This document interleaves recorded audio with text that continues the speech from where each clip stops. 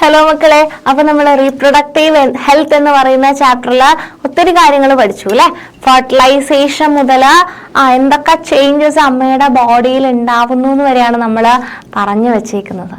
അപ്പം അങ്ങനെ അത്തരം ചേഞ്ചസിന് വേണ്ടിയിട്ട് കൗൺസിലിംഗ് ചെയ്യാൻ വേണ്ടിയിട്ട് നമ്മൾ ചെയ്യാറുണ്ടെന്ന് പറഞ്ഞു. ഇനി നമ്മൾ കൂടുതൽ കാര്യങ്ങൾ, എന്തൊക്കെ കാര്യങ്ങളാണ് പ്രഗ്നൻ്റ് ആയിരിക്കുമ്പോൾ ശ്രദ്ധിക്കേണ്ടത് എന്നാണ് നോക്കുന്നത്. അതെല്ലാം പറയുന്നത് ആൻറ്റി നേറ്റൽ കെയറിനെ പറ്റിയിട്ടാണ്.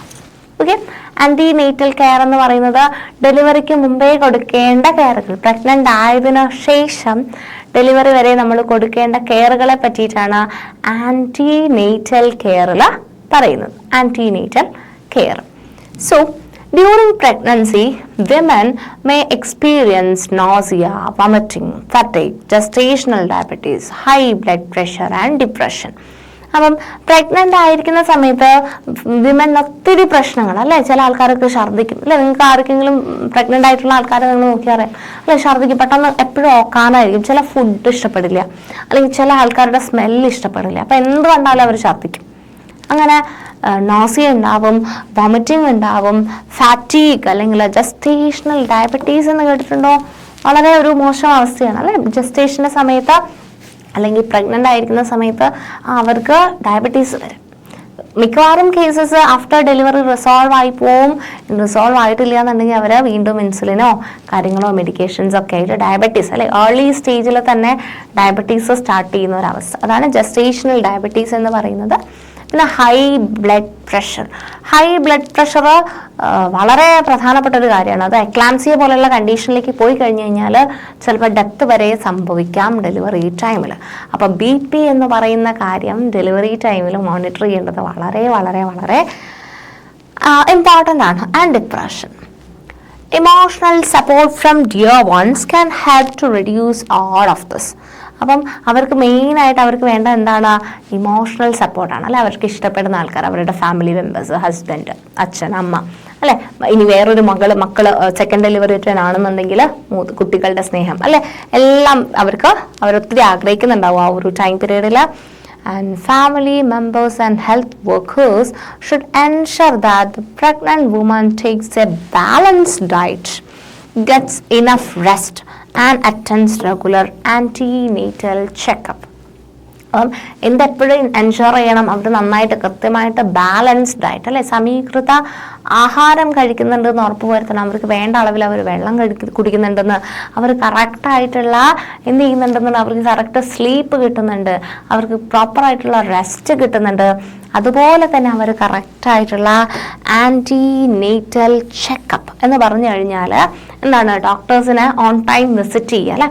ഓരോ മന്ത്ലി ആണെങ്കിലും ഒക്കെ എന്ത് ചെയ്യണം, അവർ വിസിറ്റ് ചെയ്യേണ്ടത് അത്യാവശ്യമാണ്. അപ്പോൾ അത് ആൻറ്റിനേറ്റൽ ചെക്കപ്പ് ഡോക്ടേഴ്സ് പറയുന്ന ടൈമിന് സ്കാനിങ് ചെയ്യുക, കറക്റ്റ് ടൈമിന് വേണ്ട വാക്സിൻസ് എടുക്കുക, ഇതെല്ലാം ചെയ്യേണ്ടത് പ്രധാനമാണ്. അപ്പോൾ ഫാമിലി മെമ്പേഴ്സ് ആയിക്കോട്ടെ, ആശാ വർക്കേഴ്സും കാര്യങ്ങളൊക്കെ ഉണ്ടാവും അല്ലെ, ഹെൽത്ത് വർക്കേഴ്സൊക്കെ എന്ത് ചെയ്യണം, അവർ ഇതെല്ലാം കറക്റ്റായിട്ട് ചെയ്യുന്നുണ്ടോ എന്ന് മോണിറ്റർ ചെയ്യേണ്ടത്, അവർക്ക് വേണ്ട ഇമോഷണൽ സപ്പോർട്ട് കൊടുക്കേണ്ടത് എല്ലാം ഇമ്പോർട്ടൻ്റ് ആണ്. നെക്സ്റ്റ് നമ്മൾ നോക്കുന്നത് that is MTP, medical termination of pregnancy. പ്രഗ്നൻസിൻ്റെ ടെർമിനേഷൻ അല്ലെങ്കിൽ മെഡിക്കൽ ടെർമിനേഷൻ ഓഫ് പ്രഗ്നൻസി എന്ന് പറഞ്ഞു കഴിഞ്ഞാൽ ലീഗൽ അബോർഷൻ എന്നാണ് അർത്ഥം.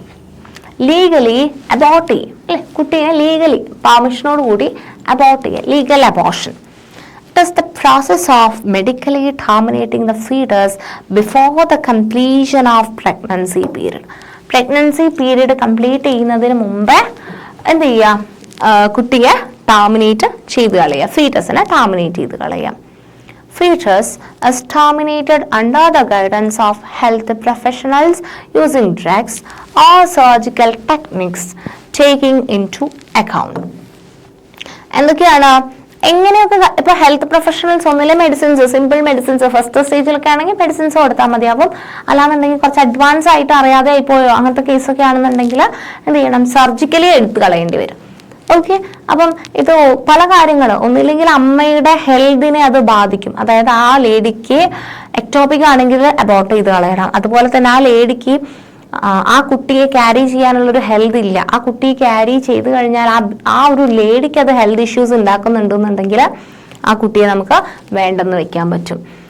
അപ്പം അവരുടെ ഏജ് അല്ലെ, പ്രായം കൂടിയ ഒരു സ്ത്രീ ആണെന്നുണ്ടെങ്കിൽ അവർക്ക് പ്രഗ്നൻസി പോസിബിൾ ആയിരിക്കില്ല. അതുപോലെ തന്നെ കോംപ്ലക്സിറ്റീസ് ഓഫ് പ്രഗ്നൻസി അസോസിയേറ്റഡ് എന്തെങ്കിലും കോംപ്ലക്സിറ്റീസ് ഉണ്ടെന്നുണ്ടെങ്കിൽ, അല്ലെങ്കിൽ പ്രഗ്നന്റ് വുമണിന്റെ എന്തെങ്കിലും ഹെൽത്ത് കണ്ടീഷൻസ്, അമ്മയ്ക്ക് ആ ഹെൽത്ത് കണ്ടീഷൻസ് ഓക്കെ അല്ല, ഡെലിവറിക്ക് പ്രഗ്നൻസിക്ക് വേണ്ടിയിട്ടുള്ള ഹെൽത്ത് കണ്ടീഷൻ ഇല്ലാന്നുണ്ടെന്നുണ്ടെങ്കിൽ അബോർട്ട് ചെയ്യാൻ പറ്റുന്നതാണ്.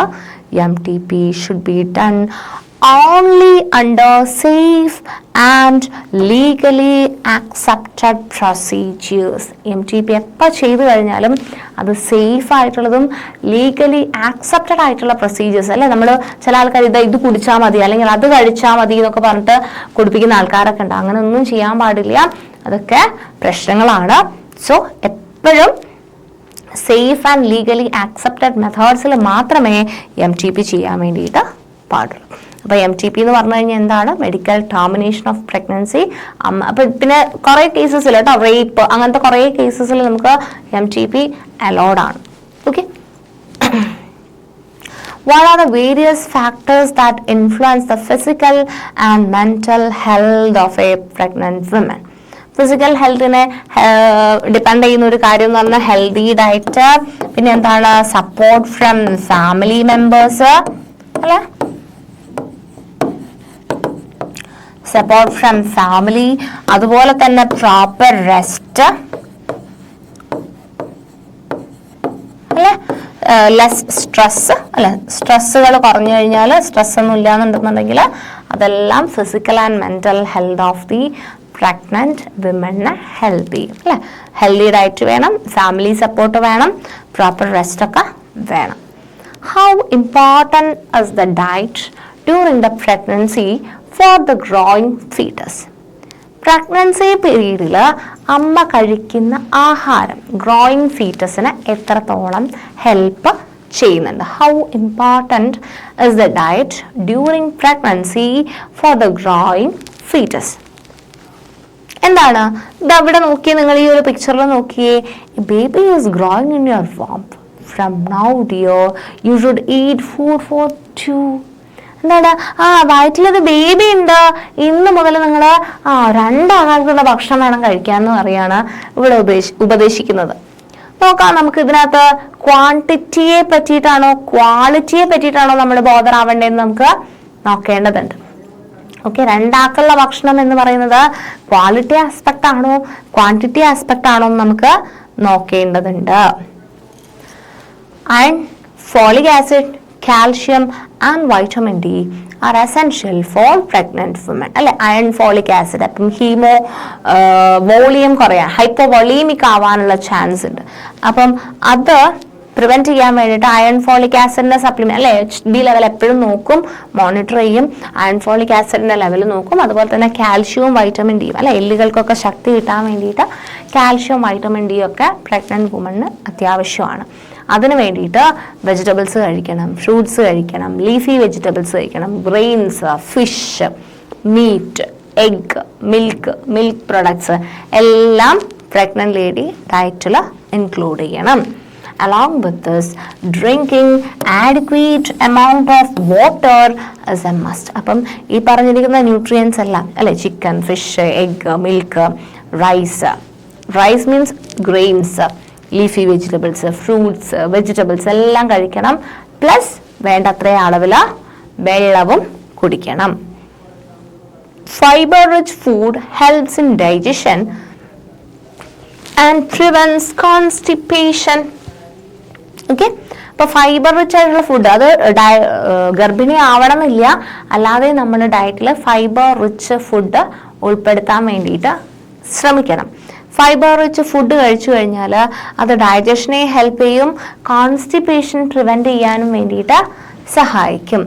It is important to include in the diet food items that provide protein needed for the development of the fetus and carbohydrates and fats needed for the energy required for the mother. അപ്പം അമ്മയുടെ ഗ്രോത്തിന് വേണ്ട പ്രോട്ടീനും അവയ്ക്ക് വേണ്ട energy supply കൊടുക്കുന്ന കാർബോഹൈഡ്രേറ്റും ഫാറ്റും എല്ലാം ഡയറ്റിൽ ഉൾപ്പെടുത്തണം. Excessive consumption of food containing salt, sugar and fat should be controlled. അപ്പം കഴിക്കണം എന്ന് വെച്ചിട്ട് എക്സസ് അളവിൽ ഷുഗർ കഴിക്കാൻ പാടില്ല. ഷുഗർ കഴിച്ചു കഴിഞ്ഞാൽ എന്ത് വരാനുള്ള ചാൻസ് ഉണ്ട്? നമ്മൾ നേരത്തെ പറഞ്ഞ അസുഖം അല്ലേ, എന്തായിരുന്നു? Gestational diabetes. ജസ്റ്റേഷണൽ ഡയബറ്റീസ് വരാനുള്ള ചാൻസ് ഉണ്ട്. അതുപോലെ തന്നെ സോൾട്ട് അല്ലെ, ഹൈ BP വന്നു കഴിഞ്ഞാൽ പ്രശ്നമാണ്. ഫാറ്റും കഴിക്കാൻ വേണ്ടി പാടില്ല.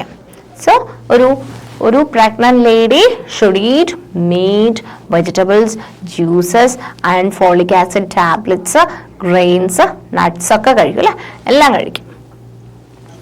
Nutritional quality of the food is more important than its quantity. എത്ര അളവിൽ അല്ലെ, രണ്ടാൾക്കാർക്കുള്ള ഭക്ഷണം കഴിക്കണം എന്ന് പറയുന്നതിനേക്കാളും ന്യൂട്രീഷൻ്റെ ക്വാളിറ്റി, ആ കഴിക്കുന്ന ഫുഡിൻ്റെ ക്വാളിറ്റിയാണ് ഇമ്പോർട്ടൻ്റ്. വേണ്ട എല്ലാ ന്യൂട്രിയൻസും സപ്ലൈ ചെയ്യുക എന്നതാണ് ഈ ഫുഡ് കഴിക്കുന്നതിലൂടെ നമ്മൾ ഉദ്ദേശിക്കുന്നത്.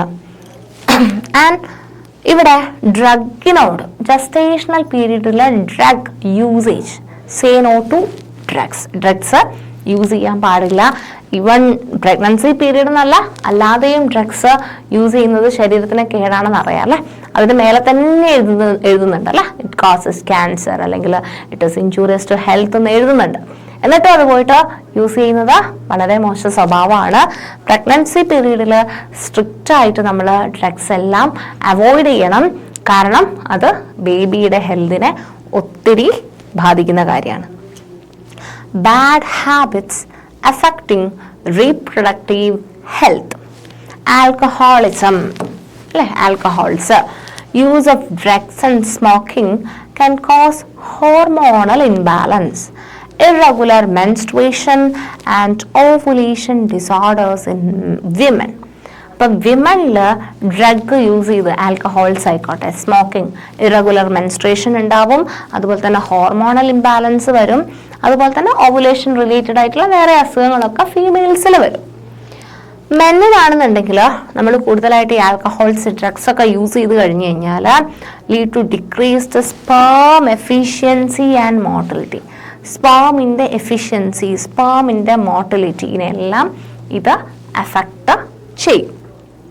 Smoking, alcoholism and drug abuse during pregnancy can cause developmental disorders in the fetus, ectopic pregnancies and miscarriage.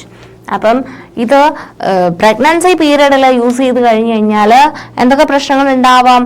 ഫീറ്റസിന് അബ്നോർമാലിറ്റീസോ എന്തെങ്കിലും ഡിഫക്റ്റ് ഒക്കെ ഉണ്ടാവാനുള്ള ചാൻസ് ഉണ്ട്, ഡെവലപ്മെന്റൽ ഡിഫക്റ്റ് ഉണ്ടാവും. അതുപോലെ തന്നെ എക്ടോപിക് പ്രഗ്നൻസി എന്ന് പറഞ്ഞു കഴിഞ്ഞാൽ ഒന്നുമില്ല, നോർമലി ഫീറ്റസ് ഉണ്ടാവേണ്ടത് യൂട്രസിലാണ്. യൂട്രസിലല്ല, അത് ചിലപ്പോൾ ഫലോപ്പിയൻ ട്യൂബിൽ, നമ്മൾ നേരെ കണ്ടില്ലേ ഫലോപ്പിയൻ ട്യൂബ്, ആ ട്യൂബിൽ തന്നെ ബേബി ഇങ്ങനെ വളർന്നു വരും. അപ്പം അവിടെ വളരാനുള്ള സ്പേസ് ഇല്ല അല്ലെ, ഇവിടെ മെത്തയൊക്കെ ഒരുക്കിയിട്ട് ഇവിടെ വളരാതെ ആ ട്യൂബിൽ വളരുന്ന സമയത്ത് ഉണ്ടാവുന്ന ബുദ്ധിമുട്ട്, അതൊന്നും എക്ടോപിക് ആണെന്നുണ്ടെങ്കിൽ നമ്മൾ അപ്പം തന്നെ എന്താവും? അബോർഷൻ ആണ്, MTP ചെയ്യും. ഓക്കെ, എക്ടോപിക് ആണെന്നുണ്ടെങ്കിൽ മദറിന്റെ ഹെൽത്തിനും അതൊക്കെ പ്രശ്നമാണ്. അപ്പം അങ്ങനത്തെ കാര്യങ്ങളൊക്കെ ഉണ്ടാവാനുള്ള ചാൻസ് ഉണ്ട്. And miscarriage. In short, substance abuse affects fertility and reproductive health. So these habits should be avoided. അപ്പം നമ്മൾ ഇങ്ങനത്തെ ഡ്രഗ്സ് യൂസ് ചെയ്ത് കഴിഞ്ഞ് കഴിഞ്ഞാൽ അത് റീപ്രൊഡക്റ്റീവ് ഹെൽത്തിനെയാണ് എഫക്ട് ചെയ്യുന്നത് അല്ലേ. ഫീമെയിൽസിൽ നിങ്ങൾ നോക്കിയാൽ ഓവുലേഷൻ ഡിസോർഡേഴ്സ്, ഇൻഫെർട്ടിലിറ്റി ഒക്കെ ഉണ്ടാവുന്നുണ്ട്. മെൻസിൻ്റെ കേസിൽ അങ്ങനത്തെ തന്നെ സ്പേം മോട്ടിലിറ്റിനെയും സ്പേം പ്രൊഡക്ഷനും ഒക്കെ അതിനൊക്കെ ഇമ്പാക്റ്റ് കൊടുക്കുന്നുണ്ട്. സോ ഇത്തരം ശീലങ്ങൾ സ്ട്രിക്റ്റ് ആയിട്ട് നമ്മൾ ഒഴിവാക്കേണ്ടത് ഉണ്ട്. Routine checkup and vaccine play a major role in antenatal care by diagnosing, treating and preventing health issues during pregnancy. Routine checkups ചെയ്യാല്ലേ, ആൻറ്റിനേറ്റൽ വിസിറ്റ്സ് ഉണ്ട്. ഡോക്ടേഴ്സിനെ കാണേണ്ട സമയത്ത് പോയിട്ട് കറക്റ്റായിട്ട് കാണുക, കറക്റ്റായിട്ടുള്ള ചെക്കപ്സും കാര്യങ്ങളൊക്കെ ചെയ്യുക എന്നുള്ളതൊക്കെ ഇമ്പോർട്ടൻ്റ് ആണ്. സോ എന്തൊക്കെ കാര്യങ്ങളാണ് മക്കളെ നമ്മൾ ഈ ഒരു സെഷനിൽ ഡിസ്കസ് ചെയ്തിട്ടുണ്ടായിരുന്നത്? ദാറ്റ് ഈസ് ആന്റിനേറ്റൽ കെയർ എന്ന് പറയുന്ന ഈ ഒരു പോർഷനിൽ നമ്മൾ ആന്റിനേറ്റൽ കെയർ അല്ലെ, check-ups, antenatal check-ups, family support, MTP എന്താന്ന് പറഞ്ഞു, മെഡിക്കൽ ടേർമിനേഷൻ ഓഫ് പ്രഗ്നൻസി ഒക്കെ പറഞ്ഞു. പിന്നെ നമ്മൾ എത്രത്തോളം ഫുഡ് കഴിക്കണം അതിന്റെ ക്വാളിറ്റിയാണ് ഡിപ്പെൻഡ് ചെയ്യുന്നത് അല്ലെ. ഈ പറയുന്ന ഫ്രൂട്ട്സ്, വെജിറ്റബിൾസ്, മിൽക്ക്, ഫിഷ് ഒക്കെ കഴിക്കണം എന്ന് പറഞ്ഞു. പക്ഷെ nutritional quality of the food is more important than it's quantity എന്ന് നമുക്ക് മനസ്സിലായി. അതുപോലെ തന്നെ നമ്മൾ പ്രഗ്നൻസി പീരീഡിൽ ഒരു പീരീഡിൽ യൂസ് ചെയ്യാൻ പാടില്ല, പ്രഗ്നൻസി പീരീഡിൽ നിർബന്ധമായിട്ട് യൂസ് ചെയ്യാൻ പാടില്ല എന്തെന്ന് പറയുന്നത് ഡ്രഗ്സിൻ്റെ യൂസേജ്. സോ ഇത്രയാണ് നമ്മൾ ഈ ഒരു സെഷനിൽ ഡിസ്കസ് ചെയ്തിട്ടുള്ളത്. ബാക്കി കാര്യങ്ങൾ നമുക്ക് നെക്സ്റ്റ് വേറൊരു സെഷനിൽ ഡിസ്കസ് ചെയ്യാം. താങ്ക്